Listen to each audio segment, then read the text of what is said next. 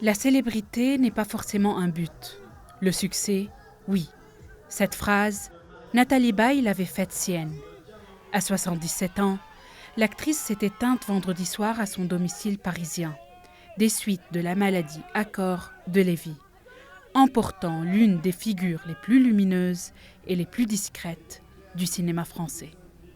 Fille d'artiste peintre, elle grandit dans un univers bohème entre Paris et Menton.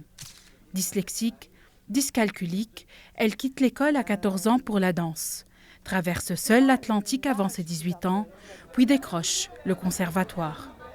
Elle se destine au théâtre, le cinéma, elle ne l'imagine pas encore pour elle. C'est Truffaut qui change tout. En 1973, il lui confie un rôle dans La Nuit américaine. Godard prend le relais en 1980 avec Sauf qui peut la vie, premier César et révélation au grand public. Dès lors, elle ne s'arrête plus. Les battantes, les cabossées, les femmes fragiles ou indomptables, elle les joue toutes. Blier, Chabrol, Dolan, Spielberg, les plus grands la réclament. Les Césars, elle les collectionne. 3 années de suite, de 1980 à 1983, puis à nouveau en 2006.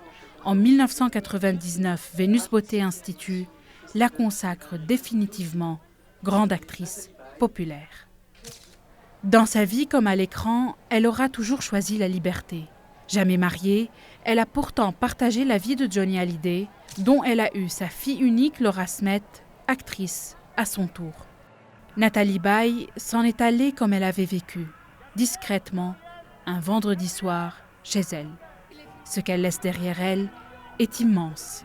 Des rôles qui resteront et cette façon unique d'être une star sans en avoir l'air.